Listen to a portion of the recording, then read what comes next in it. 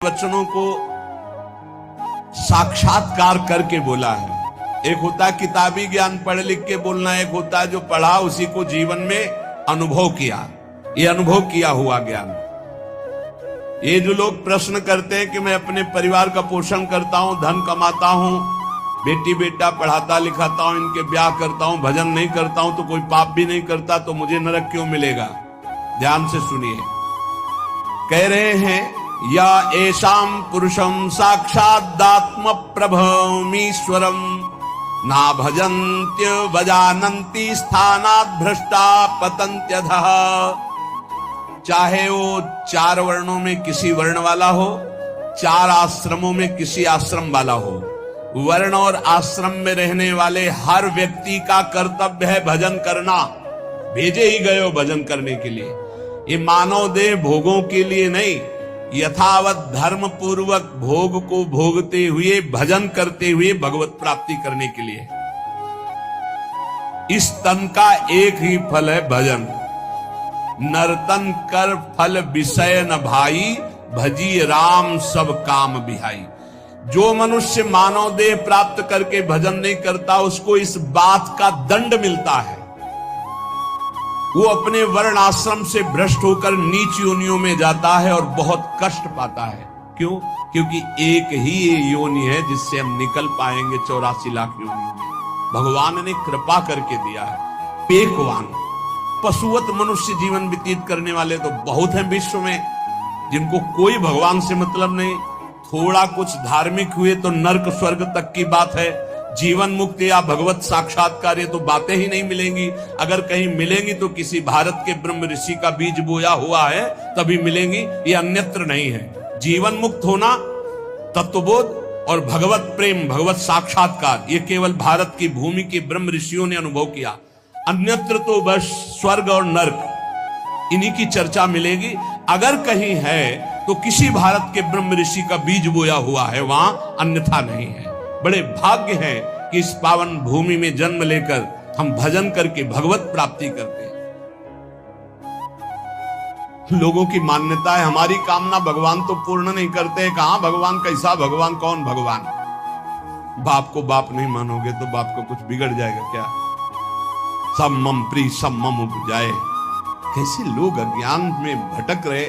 तुम करो पापाचरण, तुम्हारी बात सुनेंगे। अच्छा यही सोचो, प्रधानमंत्री है, हर प्रयास करता है, कोई भी बने अपनी बुद्धि से प्रयास करता है भारत उज्जवल हो। यदि सत्य मार्ग का पथिक है, वो अपने कर्तव्य को समझता है तो ही सोचेगा भारत उज्जवल भविष्य वाला बने, भारत धनाढ्य बने, भारत एक बलवान देश बने, भारत की हर प्रजा सुखी रहे। इसके बाद उसी का बनाया हुआ कानून है। अगर इसके विपरीत ऐसा करता है कोई तो उसको इतनी सजा, उसको ये दंड, उसको ये दंड। ऐसे ही भगवान का विधान है। यदि आप धर्म मार्ग में चलोगे तो उज्जवल भविष्य वाले, आप अध्यात्म बल से बलवान, आप परमानंद की प्राप्ति करने वाले। आप विपरीत मार्ग में धर्म विरुद्ध चलोगे तो आपको रोग, शोक, दंड, चिंता, भय, शोक, नरक, मृत्यु ये सब प्राप्त होंगे। भगवान ने निर्णय कर दिया। अगर अब आप साबित हो चुके हो महापापी हो और आप राष्ट्रपति को प्रार्थना करें कि मेरी फांसी टाल दी जाए और उनकी मौत हो जाए तो न्यायाधीश के द्वारा पास किया हुआ आपका फांसी का मृत्यु दंड भी टाल दिया जाएगा। ऐसे ही भगवान कह रहे सर्वधर्मान परित्यज्य, रास्ता बता रहे मामेकम शरणम ब्रज अहम त्वाम सर्व पापेभ्यो मोक्षयिष्यामि मा शुचः। हे भगवान ये पूर्ण कर दो। क्या किया तुमने भगवान के लिए? भगवान ने तुम्हें मानव देह दिया, भगवान ने प्रकृति दी, भगवान ने सब कुछ व्यवस्था की। तुम केवल पापाचरण करो, भगवान तुम्हारी नौकरी करे। तुम भगवान के अंश हो, भगवान ने तुम्हें देह दिया, भगवान ने प्रकृति दिया, तुम भगवान के लिए क्या कर रहे हो? तुम हमारी समाज के लिए जो भगवान ने रचा है उसके लिए क्या कर रहे हो? अपनी वासनाओं की पूर्ति। तो दंड नहीं भोगोगे और क्या भोगोगे? तुम्हारे गाली देने से भगवान कोई छोटे हो जाएंगे? तुम्हारे थूकने से आकाश गंदा हो जाएगा? तुम कर सकते हो तो सिर्फ अपना बुरा कर सकते हो और कुछ नहीं कर सकते। लिख लो हमारी बात। अगर कुछ भी मंगल हो रहा है तो भगवान के बनाए विधान से मंगल हो रहा है। संत समागम, हरिकथा, नाम जप, भगवत आराधना ये उनकी कृपा से हो रहा है। तुम कर सकते हो तो शब्द लिख लो, केवल अपना बुरा कर सकते हो, वही बुरा कर रहा है। भगवान को गाली दे रहा है, भगवान को नहीं मान रहा, नास्तिकता बढ़ रही, मनमानी बेवजह। भगवान ने मेरा कर्जा नहीं कर्जा लेते समय भगवान से पूछा था? कर्जा लेते समय भगवान से विनय की थी? धर्म से चला है तू? भगवान की आज्ञा का पालन कर रहा है तू?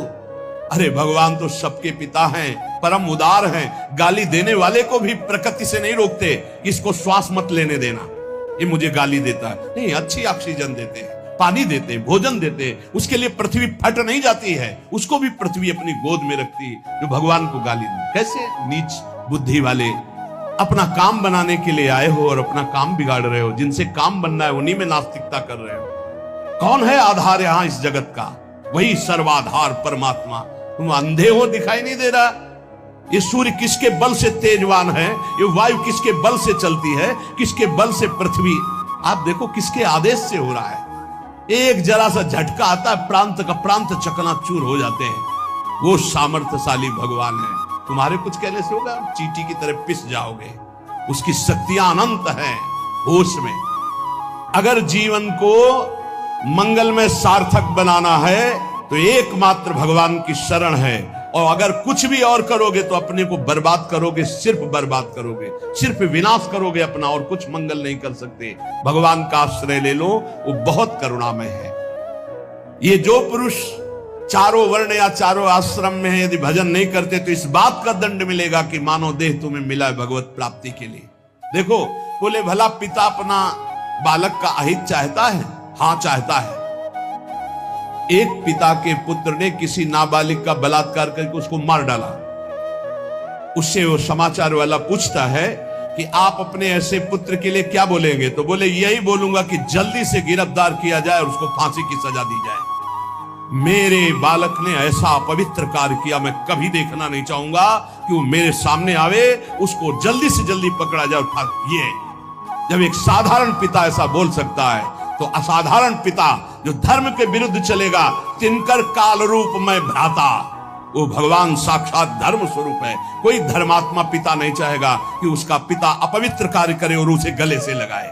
फिर भी मेरे भगवान कह रहे हैं, अहम तो हम सर्व पापेभ्यो मोक्षयिष्यामि मा शुचा अपि चेत सुदुराचारो भजते माम अनन्य भाग। महादुराचारी भी हो तो आ जाए कह के कि प्रभु मैं आपका हूं, आपके सिवा कोई मुझे नहीं बचा सकता, तो मैं तुम्हें साधुर्य सम्मंतव्य सम्यक व्यवसिता हिस्सा, मैं तुम्हें साधु बनाऊं। फिर भी भगवान को कैसे शब्दों से बोलते? कोई भगवान नहीं। मन मानी आचरण करो, पता चल जाएगा भगवान है कि नहीं। अंतिम समय तक तो पता चल जाए। एक डॉक्टर बोले थे हमसे, जब गंगा किनारे भ्रमण करते थे, बहुत अमेरिका से पढ़ के आए थे, मार विज्ञान छांटते चले जाए, कौन भगवान, कैसा भगवान, क्या। अब गंगा किनारे तो एक अलग रहनी थी, उदासीन ना बोलना किसी से। उनसे कहा नहीं, ऐसा अपमान मत करो भगवान, अब कैसे हम तुम्हें छाती चीर के दिखावें कि हैं हम ऐसे जी रहे हैं, ये साधु महात्मा ऐसे जी रहे हैं, केवल हवा में जी रहे हैं, नर्क स्वर्ग की चाह नहीं। लेकिन छाती से कहता हूं, हृदय से कहता हूं, त्रुटि हमारी, करुणा उनकी। अगर कहीं भी हमें कुछ भी असंतोष हुआ है तो मेरे आचरण का, मेरे विचार का, मेरी क्रियाओं का हुआ है, और उनकी कृपा का वार पार नहीं। अपार करुणा बरुणालय। और मिलना, तुम बहुत दूर हो हमसे, तुम दूर हो, लेकिन मेरे प्रिया प्रीतम मेरे से दूर नहीं। अब वो कोई ऐसी दूरबीन नहीं कि मैं तुम्हें दिखा सकूं कि देखो। ये हम कोई प्रमाण तुमसे नमस्कार नहीं चाहने के लिए कह रहे, ये इसलिए कह रहे कि प्रभु कितना प्यार करते, तुम्हें कैसे बताऊं। हजारों प्राण हो तो न्यौछावर कर दे, ऐसा प्यार करते हो। ऐसे नहीं को स्वप्न में आके प्यार करते हो, भाव में आके प्यार करते हैं। जैसी भावना करोगे वैसे ही तुम्हें अनुभव कराएंगे। है प्रत्येक कण में है, प्रत्येक क्षण में वो मेरे साथ है। ऐसा बिल्कुल माइक से कह रहा हूं, आचार्य बल से, गुरु बल से, कि विश्वास करो, वो केवल ध्यान का विषय नहीं है, वो केवल भजन का विषय नहीं है। वो मित्र की तरह मिलते हैं, वो संभाषण करते हैं, वो साथ खेलते हैं। पर ये बात वही देख सकता है जो उन तक पहुंच चुका है, जो उनके चिंतन में तन्मय है। अन्यथा ये मायाकृत नेत्रों से बात नहीं देखी जा सकती। इसलिए उसका पतन निश्चित है जो मनुष्य शरीर पाकर के भजन नहीं करता है। भगवान ने केवल भजन के लिए दिया है। दुष्यंता पर कायेषु स्वात्मानं हरिमीश्वरम मृतके सानुबंधेस्मिन् बद्ध स्नेहा पतंत्यधः। भाई शरीर का अभिमान मत करो, ये मरा ही मरा, अभी मरा या कल मरा, मरा ही है पक्का। मृत्यु प्रतिपल साथ है। ये शरीर मृत शरीर समझो कब छूट जाए कुछ पता नहीं। इसके संबंधी भी छूट जाएंगे। इस शरीर से प्रेम गांठ करने का मतलब है नरक यात्रा तय करना। इसलिए इससे ज्यादा प्यार मत करो। इसे खूब, कई बार हमने प्रार्थना की साधकों से, इस शरीर को ऐसा समझो जैसे कंजूस मालिक बेईमान नौकर से काम लेता है, ऐसे ले इससे। इसको छूट दे दी तो ये पूरी की पूरी जिंदगी बर्बाद कर दे। इसे बेईमान जैसे नौकर ना हो। ईमानदार नौकर अपने आप काम करता है, ये अपने आप नहीं करेगा। बेईमान नौकर जो आराम करना चाहता है, लगाओ काम में 4 घंटे, 124 घंटे में 20 घंटे इसको संसारिक काम, साधना के काम, भजन कार्य, आनंद समेट लो। यहां कमाने आए हो, यहां कोई तुम्हारा घर नहीं, कोई मकान नहीं, कोई दोस्त नहीं, कोई परिवार नहीं। ये परदेश है स्टेशन जैसा। तुम्हारी टिकट कटी, भागे, पूछोगे भी नहीं ये पत्नी तुम कैसे रहोगे, ये बच्चों तुम कैसे रहोगे, नहीं, चले गए, दोबारा कभी देखने को नहीं मिलेगा। न तुमको वो, न वो तुम्हें, कभी नहीं मिलेगा। ये ऐसा माया का जादू का खेल, सत्ता ही खत्म हो जाती है। इसलिए हे भाई, इस शरीर में रहने वाले अपने स्वरूप को जान लो और किसी से भी द्रोह मत करो। वो मूर्ख हैं जो इस अपने शरीर को तो अमर मानते हैं, दूसरे शरीरों को मारकर खाते हैं। मांस की वाणी है। आत्मस्वरूप को पहचान लो, वही आत्मा चीटी में, वही सर्वत्र भगवान है। वो मूर्ख हैं जो अपने शरीर को आत्मा मानकर पोषण करते हैं, दूसरे शरीरों की हत्या करके उनका मांस खाते हैं। बोले हम हत्या नहीं करते, हम तो दुकान से ले आते हैं, तो बराबर फल मिलता है। कर्ता, प्रेरक, अनुमोदन, तीनों को बराबर पाप मिलता है। एक जो काट रहा है, एक जो खरीद के ला रहा है, और एक जो बनाकर पका करके खा रहा है, खवा रहा है। तीनों को नरक बराबर दंड मिलेगा। कर्ता, प्रेरक, अनुमोदन। ये कैवल्यम संप्राप्ता ये चातातिश्च मूढ़ताम त्रैवर्गिका क्षणिका आत्मानं घातयन्ति ते। जो लोग ये भगवत प्रदत्त शरीर प्राप्त करके कैवल्य परम पद प्राप्त नहीं कर लेते और ज्ञान बघाड़ते रहते हैं, वो पूरे ज्ञानी भी नहीं है और पूरे मूर्ख भी नहीं है। उनकी बड़ी दुर्दशा होती, ना इधर के रहते ना उधर के रहते, मजरे ढो। सदैव वो अर्थ, काम, वासना इन्हीं में फंसे रहते हैं। एक क्षण के लिए उनको चैन शांति नहीं मिलती। जो मनुष्य शरीर पाकर अपना उद्धार नहीं कर लेता, वो अपने पैरों में मानो अपने हाथ से कुल्हाड़ी मारकर काट रहा है, वो आत्मघाती है, वो दुर्गति को प्राप्त होता है। एत आत्महनो अशांता अज्ञाने ज्ञान मानिनः सीदंत्य कृत कृत्या वही कालध्वस्त मनोरथा। ऐसे जो ज्ञान बगाड़ते रहते हैं और ब्रह्म बोध नहीं किया, निरंतर भजन नहीं करते, इनको आत्मघाती कहते हैं। जानते हैं पर मानते नहीं हैं। ये इन आत्मघातियों को कभी शांति प्राप्त नहीं होती, इनकी कर्म परंपरा कभी नष्ट नहीं होती। काल भगवान सदा सर्वदा इनके मनोरथों पर पानी फेरते रहते, हृदय की जलन विषाद कभी मिटने को नहीं होती। इसलिए हित्वात्यायास रचिता गृहापत्य सुहृत्स्यः तमो विशन्त्य निच्छन्तो वासुदेव परांमुखा। वासुदेव भगवान श्री कृष्ण के चरणों का आश्रय ले लो, उनसे विमुख मत हो। विमुख होकर यदि तुमने धन, रुपया, पैसा, मकान सब समेट भी लिया तो भाई जब जाओगे कुछ साथ नहीं। एक बार कृष्ण कहा, एक बार राम कहा, एक बार राधा कहा, ये सत्य वस्तु तुम्हारे साथ जाएगी। इसलिए बार बार राम राम, कृष्ण कृष्ण, हरि हरि, राधा राधा बोलते हुए अपना काम करो तो तुम्हारा लौकिक भी पुष्ट और पारलौकिक भी पुष्ट हो जाएगा। जो भगवान नाम जप नहीं करता, भगवान से विमुख है, ना चाहने पर भी विवश होकर उसे घोर नरक में जाना पड़ता है। इसलिए सदगति प्राप्त करने के लिए नाम जप अत्यंत आवश्यक है। ये कलिकाल की बड़ी महिमा वर्णन की भगवान व्यास जी ने। जो फल सतयुग में 10,000 वर्ष ब्रह्मचर्य रहकर दोनों हाथ उठाकर दाहिने पैर के अंगूठे के बल खड़े होकर भजन करने से मिलता था। ध्यान दीजिए कितना कलयुग का कृपा प्रसाद है। कलयुग को बहुत बुरा कहा जाता है, तो ये बात पक्का समझो, दो पक्ष सब में होते हैं, कृष्ण पक्ष और शुक्ल पक्ष, एक अंधेरे का पक्ष एक प्रकाश का। तो कलयुग में दो पक्ष है, एक अंधेरे का पक्ष अगर भगवान से विमुख हो तो नष्ट कर देगा।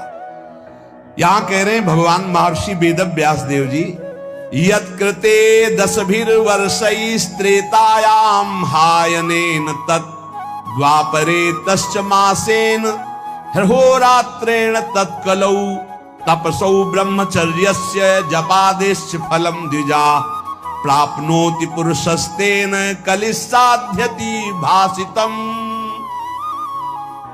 सतयुग में 10,000 वर्ष ब्रह्मचर्य से रहकर दाहिने पैर के बल अंगूठे के खड़े होकर दोनों हाथ उठाकर मंत्र जपने से जो फल मिलता था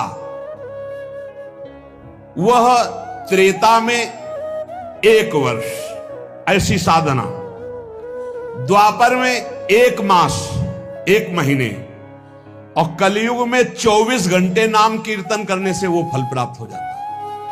सतयुग में 10,000 वर्ष तक, सोचो कितना बड़ा कलयुग जैसा कलयुग समयुग आन नहीं, जो मन कर विश्वास, जो नर कर विश्वास, बहुत बड़ा लाभ कलयुग। 24 घंटे नाम कीर्तन से वो फल मिलेगा, जो बड़ी बड़ी तपस्याओं से, बड़े बड़ी साधनाओं से। बोले सतयुग बहुत श्रेष्ठ है, द्वापर त्रेता बहुत श्रेष्ठ है, हमें लगता कलयुग बहुत श्रेष्ठ है। धन्य है कलयुग जो 24 घंटे नाम कीर्तन से वो हजारों वर्ष की तपस्या का फल प्राप्त करा दे। भगवान व्यासदेव जी कहते हैं मैं कलयुग की पूजा करता हूं, मैं उसे सर्वश्रेष्ठ कहा कि सतयुग में ध्यान, त्रेता में यज्ञ, द्वापर में देवार्चन, ध्यायन कृते यजन यज्ञ त्रेतायाम द्वापरेर्चयन यदाप्नोति तदाप्नोति कलौ संकीर्त केशवम। जो सतयुग में ध्यान से, त्रेता में यज्ञ से, द्वापर में पूजा करने से मिलता था, कलयुग में केवल नाम कीर्तन से फल मिल जाता है। इसीलिए नाम संकीर्तनम यस्य सर्व पाप प्रणाशनम।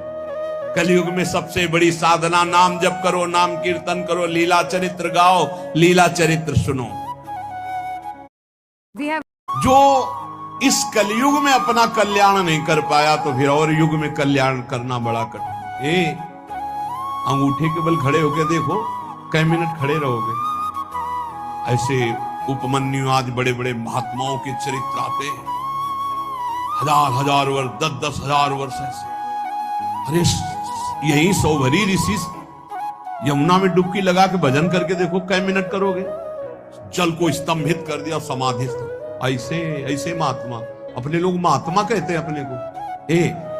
डुबकी लगा के 2 मिनट नहीं रुक सकते नीचे, वो समाधिस्थ है। मछली को देख के 50 ब्याह करते हो, तुम मोबाइल में देख के क्या करोगे, तुम्हारे क्या होगा। इसीलिए बहुत होश में, कलयुग में बहुत मानता है भगवत प्राप्ति की, बहुत सुविधा है भगवत प्राप्ति की, होश में हो जाओ तो। पर ये होश रहने नहीं देता। ये किसके होश उड़ाता है, इसका प्रवेश कहां है, बता चुके कई बार। मदिरा पान करने वाला, मांस खाने वाला, पराई स्त्री से व्यभिचार करने वाला, और स्वर्ण चोरी करने वाला, जुआ खेलने वाला, छल, झूठ, कपट, रजोगुण, ये सब इसके स्थान है। नाम जप करो, पवित्र भगवत प्रसाद पाओ। कहां कलयुग है, आनंद ही आनंद। बोलो यहां कितनी देर कलयुग लगा तुम्हारे ऊपर, आनंद ही आनंद है। कलयुग समझुग आन नहीं, जो नर कर विश्वास, गाय राम गुण गण विमल भवबिन तरई प्रयास। कितना बड़े कलयुग केवल नाम आधारा, कोई बात और हो ना हो, राधा राधा राधा पार हो गए। सुखस्यांतरम दुखम दुखस्यांतरम सुखम पर्यायेणोपसर्पन्ते नरम नेमि मरा इव। भाई जैसे रात के बाद दिन आता है, दिन के बाद रात आती है, ऐसे तुम सुख में हो तो दुख आने वाला है, तैयार हो जाओ। और दुख में हो तो सुख आने वाला है। सुखम श्यांतरम दुखम दुखश्यांतरम सुखम। भगवान व्यासदेव जी कह रहे ये पक्का तुम्हारे पूरे जीवन क्रम लगा रहेगा, क्योंकि तुम्हारा प्रारब्ध रच चुका है। सुख के बाद दुख, दुख के बाद सुख, ऐसा चलेगा। ये चक्र की तरह चलता रहता है। इसलिए तुम सुख में भूलो नहीं और दुख में प्रभु को भूलो नहीं। नाम जप निरंतर करो तो सुख दुख से परे हो जाओगे। जातस्य नियतो मृत्यु पतनम च तथोन्नते विप्रयोगावसानस्तु संयोगा संचयः क्षयः विज्ञायना बुधा शोकम न हर्षमुपयान्ति ये तेषामेवेतरे चेष्टाम शिक्षन्ता सन्ति तादृशा। हे भाई मेरी बात सत्य मान लीजिए। जातस्य नियतो मृत्यु, तुम्हारा शरीर जन्म लिया है ना, मरेगा पक्का। कल एकांतिक में एक भाई से पूछा, प्रश्न कर रहे थे, भाई तुम्हें कभी आता है कि मरोगे? बोले नहीं। हमारा सत्संग सुनना रोज मिलेगा ये आपको। सत्संग में एक बार तो रोज आएगा कि तुम मरोगे, नहीं आएगा? रोज आता है। आपका तो अभ्यास बन गया होगा सुनने का कि मरने वाली बात तो रोज आती है। यही हमको संभालेगी, क्योंकि जाना है। जो संभलते नहीं हैं वो लड़खड़ा के गिर जाते हैं। रोज संभलना है, मरना है। जातस्य नियतो मृत्यु पतनम च तथोन्नति। अगर शरीर जन्मा है तो मरेगा आज, नहीं तो कल तैयार हो जाओ। जाना है, जाना है। अब कब जाना है पता नहीं है। फांसी वाले को तो समय बता दिया जाता है कि कल 12 बजे होगी, अपने को अपना ये भी समय नहीं पता है, पता नहीं कब जाना है।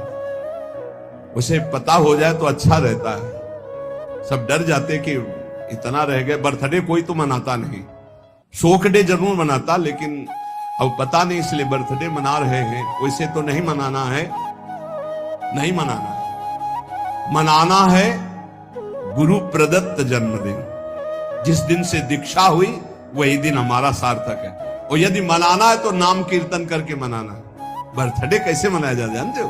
प्रिया प्रीतम को विराजमान करो, श्रृंगार करो, ब्याहुला करो और रात भर कीर्तन करो और खूब सबको पकवान पवाओ, जय जयकार लगाओ। हम कह रहे रोज बर्थडे मनाओ, बहुत बढ़िया है भैया। इस तरह का बर्थडे, इस तरह का बर्थडे। खोल रहे हैं शराब, गंदी गंदी सब खान पान और नाच रहे हैं। और ये कोई बर्थडे? समय नष्ट कर रहे हैं। कितना कीमती, राधा राधा राधा, कितना कीमती समय आप कैसे नष्ट करें? बहुत लोभ लगता है।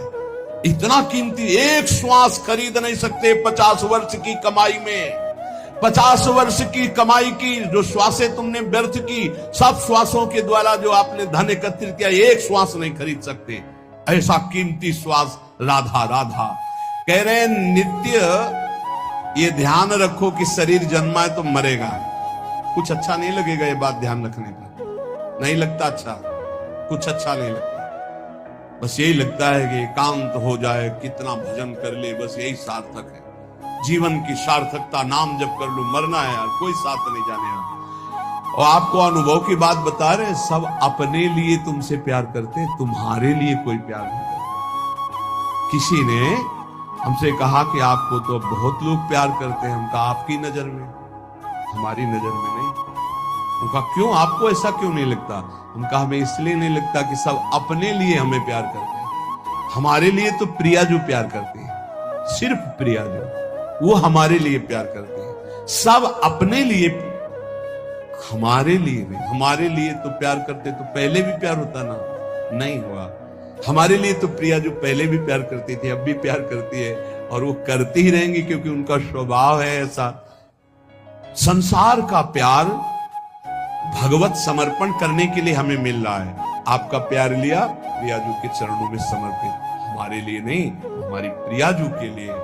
हमारे लिए प्यार सिर्फ हमारी प्रियाजू का है। आप प्यार करते हैं प्रियाजू के लिए, आप प्यार करते हैं, उस प्यार को प्रियाजू के चरणों में हम चढ़ाते हैं। वो प्यार मेरे लिए नहीं, वो प्रियाजू के लिए, जिससे आपको प्रियाजू कृपा करके प्यार करें, आपका दुख नाश करके परम सुख प्रदान करें। तो हे भाई, जिसका जन्म हुआ उसकी मृत्यु निश्चित है, और जिसकी आज उन्नति है कल उसकी मृत्यु, उसका विनाश, उसका पतन, यही खेल है मृत्यु लोक का। ये बात परसों सत्संग